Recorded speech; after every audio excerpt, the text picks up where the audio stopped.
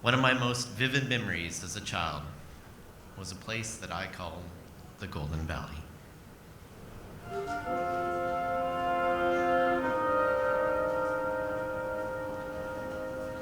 Cradled in the Rocky Mountains, it was a serene place with a massive field, a lake, and the skeleton of a barn that looked like it was straight out of the Old West, and a corral for 4 horses. Around the outer perimeter of this field was a dense forest of aspen trees. The trees had these beautiful golden leaves, and in the fall, when the wind blew, they would make a sound like ceramic chimes.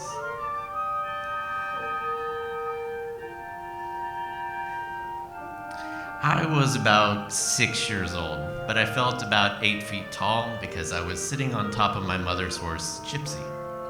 There was a long rope that went from my saddle to the saddle my mother was on the horse she was riding in front of me.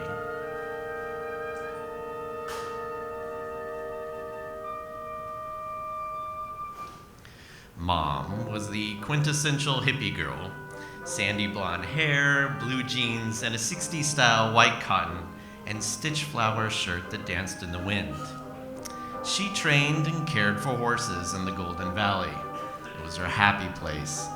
And to be honest, it was my happy place too.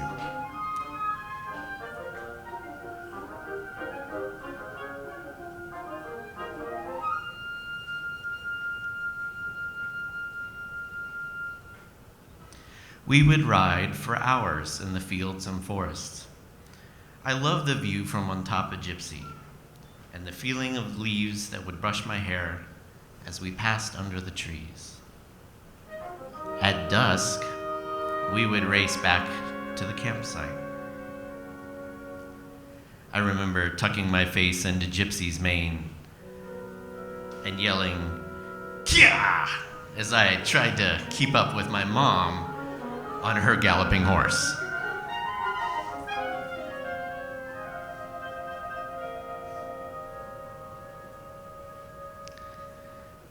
We would camp in a small tent under the stars to be near the horses. At night, the only sounds that I would hear would be the wind blowing in the trees and the horses in the nearby corral as I drifted off to sleep.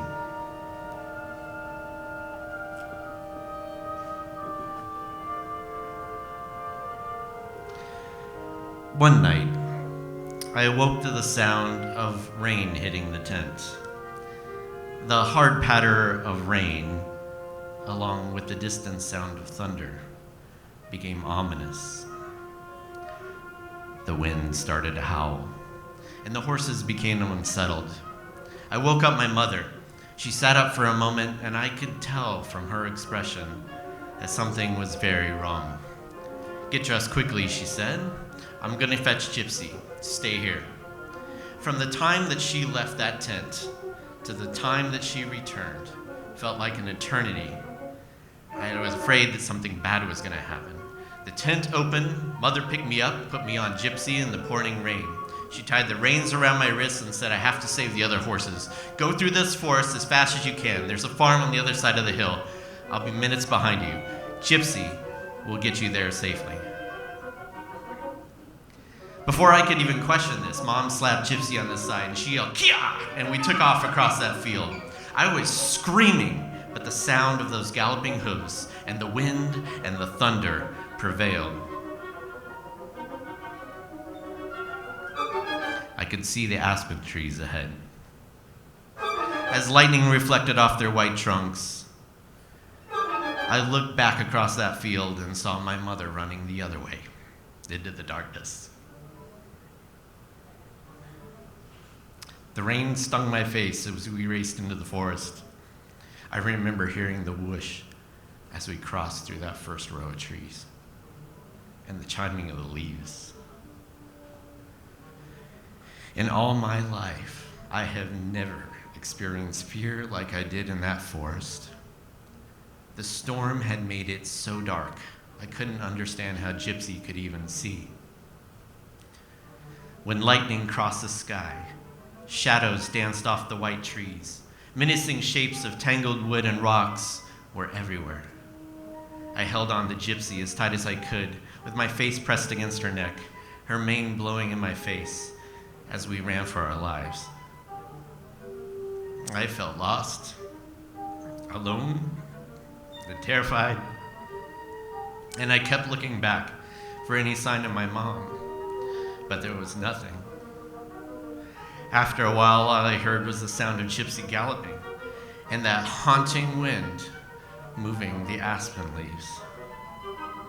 Gypsy raced through the night.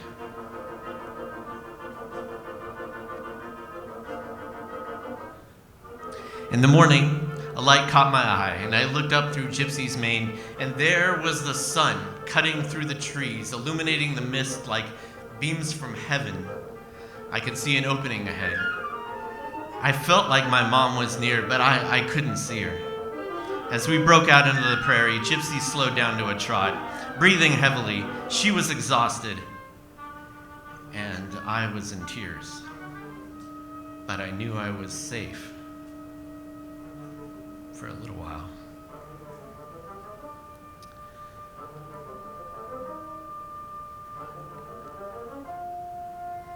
The leaves on the trees behind me started to chime in the light wind. Just as my mother said, there was a small farm where my family came running to get me. But I would never see my mother again.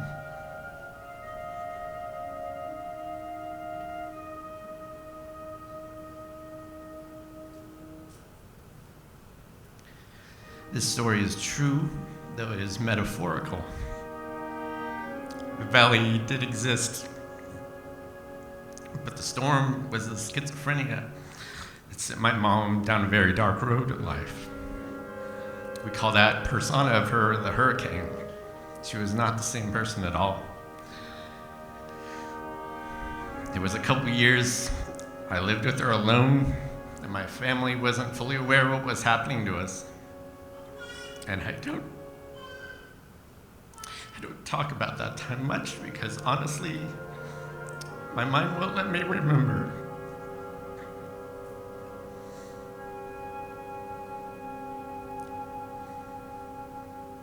The last time I told this story was at her wake. My family did get me back when I was 7 and helped me recover from all that was lost in the storm. And Gypsy, yeah, she was real. Later in life, I realized that Gypsy had become the embodiment of my mother's soul.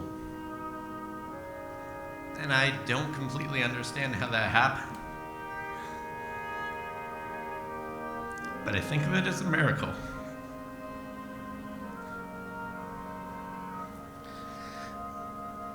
My mother's transcendent spirit had carried me safely that night, and proudly to all that I would become. As a matter of fact, her reflection stands before me now.